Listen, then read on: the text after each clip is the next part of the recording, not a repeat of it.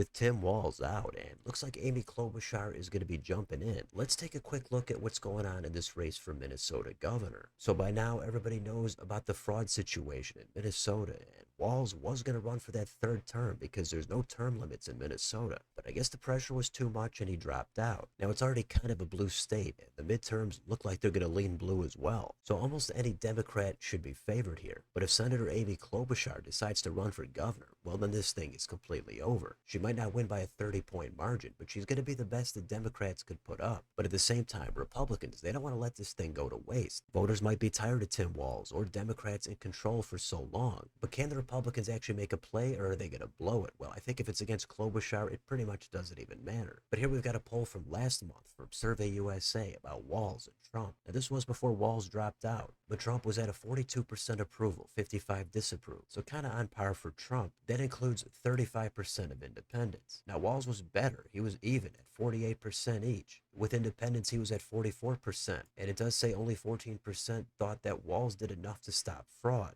So if Walz actually did try to run for that third term, it clearly had the potential to be very competitive. Who knows what would have happened, but I would guess Walz probably would have still squeaked it out. But let's see what we've got here in this race on Wikipedia. So right now we've got one declared candidate. Apparently they ran for governor in Arkansas in 22, but that's it. We've got an announcement pending here from Klobuchar. Even though there's a bench here for the Dems, I don't think any of them can beat Klobuchar. Now the interesting thing about Klobuchar winning is she'd have to step down from the Senate and appoint her own replacement. Even if there's a special election in the interim, it could be any one of these other Democrats. The rumor is it might be Angie Craig who would be lining up for that appointment if Craig is unable to defeat Peggy Flanagan in the race for the other U.S. Senate seat this November. So it could be some political musical chairs here in Minnesota. Now the Republicans, there's a ton of names here that have already declared. 3 of them stand out. First, we've got Scott Jensen. He was a nominee 4 years ago. He lost to Walz, and it wasn't really that competitive either. So he's trying to do it again. Then we've got Lisa Demuth. She's going to be one of the front runners, and she's going to be viewed as the more moderate choice against the other top candidate, Mike Lindell. Now, almost everybody knows this guy, and he's going to be just way too controversial to win in a general election. Primary, totally different story. But I don't think he's a good fit for this state and in this national environment. But that doesn't mean he can't be the nominee. And if you want more evidence that he could be the nominee,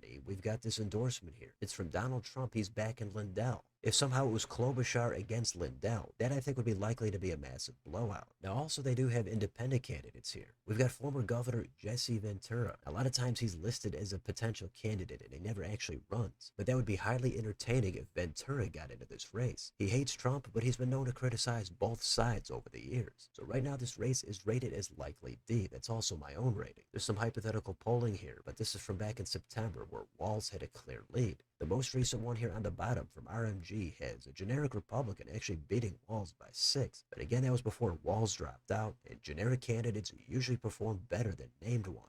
But what about the market? Well, who's going to be the nominee for the Dems? Klobuchar is at 93 cents here on Predicted. So not a surprise she's probably going to get in. What about on the other side? Here's where it gets interesting. Lisa Demuth is at 37. Mike Lindell is at 33. Kendall Qualls is at 18. I didn't mention him before, but according to the markets, he does have a chance. He's way ahead of Scott Jensen, who's only at 1 cent. And finally, who's going to win this race overall? Well, the Dems are at 88 cents. Republicans just 10. If it wasn't expected to be Klobuchar, then this would come down a little bit, but it would still be the Dems at probably about 80 to 20. Now, if Walz was still in there, then it would come down more, probably 70-30 with the potential to get even narrower. But either way, there's been a lot going on here in this state. Minnesota's been in the news pretty much every day for the past month. It's not impossible Republicans going to win this, but it does look like there's almost no chance if it's Klobuchar in this national environment. Certainly if Mike Lindell happens to win the nomination, I would say it's totally out of reach. But even so, it's always interesting to take a look at the shifting dynamics in some of the different states. So let me know in the comments. What do you think about this race for Minnesota governor? Is it definitely going to be Amy Klobuchar? If it is, who gets the appointment in the Senate? What are the Republicans going to do? And can anything crazy happen like Jesse Ventura jumps in? Let me know what you think down below. On your way out, don't forget to like, share, and subscribe. Join if you'd like to support the channel. Thanks for watching. I'll see you next time.